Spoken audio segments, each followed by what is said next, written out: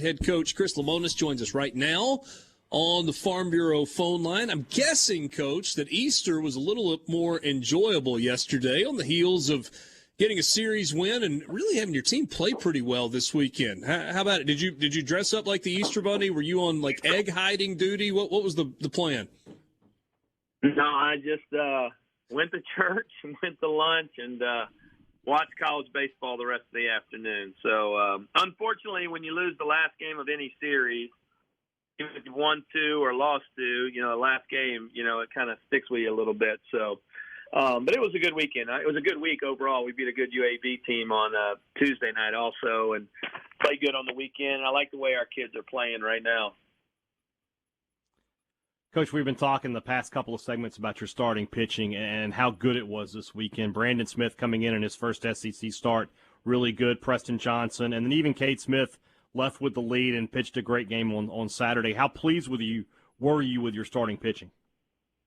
Yeah, really happy. I mean, those guys are pitching well, and they give us a chance to win. And that's all you look for as a coach. And it was good to see those guys go out there and compete.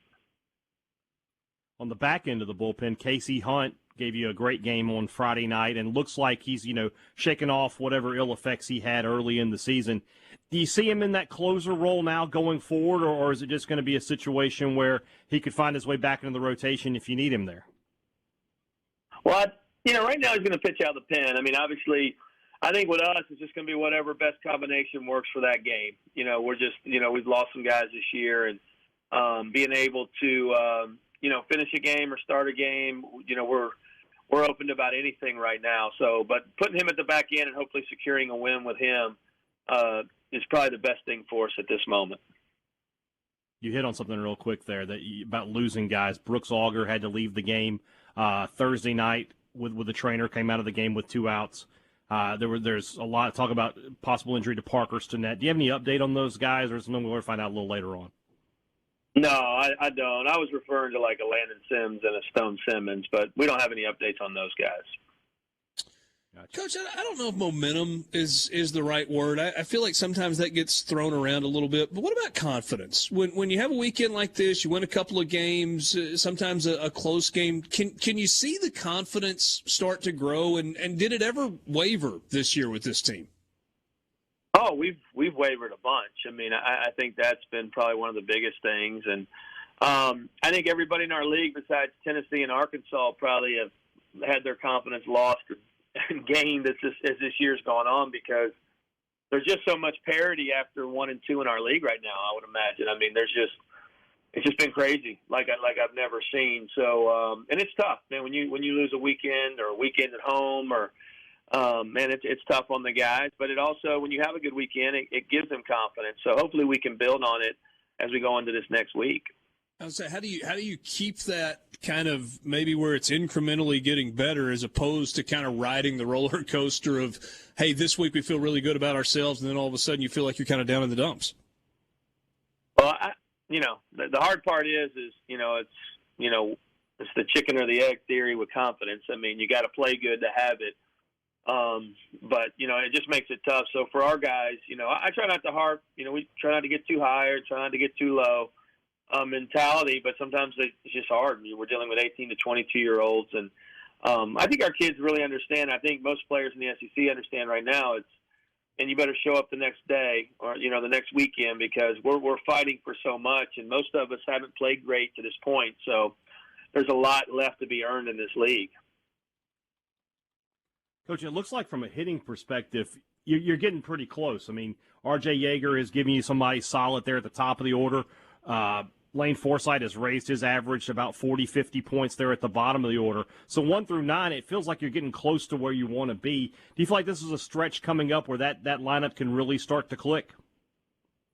Yeah, I hope so. I mean, that's what we need. I mean, we need to, the last weekend I thought Hines, Kellum Clark, and Brad Cumbas played a lot better. They hadn't played well over the last week or two, and this past weekend they gave us some big at-bats, and Lane's starting to get going, and then, on top of it, RJ being that leadoff, like you said. So it's, I feel like we're moving in that right direction, but you got to keep it moving too. Has Cumbas been the best hitter for you consistently all season long? And if so, are you surprised by that at all? I'm not surprised by, Cummins can be our best guy on certain days. I think there's he'll be really good, and then he's a little bit more of an up and down guy, and so that's been the push. But he has had some streaks where he has played really well, and when he plays really well, we have a tendency as a group to play really well. So that makes probably makes him one of our better players. I've talked to you a number of times. Baseball coach at Mississippi State on the Farm Bureau phone line. Check out favorites.com and go with the home team. We've talked in the past, Coach, about Logan Tanner and the weapon that he is behind the plate. And I know it's not always perfect, but just the feeling that you have knowing that you kind of got a brick wall back there who's got the ability to control the running game. Tell me a little bit more about Logan Tanner and maybe even some of his development over the last couple of years. Well, I think he's probably his catching development, his receiving, his blocking, those areas are, he always had the bazooka arm as a catcher, but I think Coach Cheese has done a great job with him just refining that and him having the ability to catch so many elite level arms in so many big environments. He's a brilliant kid. I don't want to act like my other kids aren't smart baseball players, but Logan's the guy who goes home at night and watches MLB till falls asleep. He's going to be a coach. He's going to be he really, really gets the game. Most of my other guys, they don't know who the shortstop for the Yankees is, right? Like it's just one of those where he just really understands it. And what people don't get to see all the time is all the pitches he wins. He just does a great job of receiving and winning pitches back there. And man, he's done it since he's been on campus. Well, and I was going to ask you to maybe take me even a step deeper in that because you hear people talk about catchers framing, right? So they're like trying to steal a strike and they'll kind of snap it back in. But if you really watch him close, it's really subtle and it's just wrist movement with like no arm movement. And how do you learn that? Well, it's probably more his just body. He's got such great hip flexibility, probably as good as any catcher out there. And then he is just really strong, just big, strong hands where he just catches it. And in this day and age, everybody's trying to catch and snatch, which really frustrates us because, umpires will reward, somebody who's just grabbing the ball and moving it 3 feet in the zone or whatever. We really don't do that. We try to catch it and present it, and he does a great job with that. But he's able to do it because he's so strong. I think that's one of the biggest things. Coach, you've got Jackson State this week and then 4 straight against Ole Miss going into next week. I know you're one game at a time, and every game is the same as every other game. But is it really when you're playing Ole Miss? What does this series mean for you and your team? Well, it means more than a normal game. I always try to tell our guys that. Not that they have to play harder, try harder, but our fan base, our administration, or their fan base, their administration.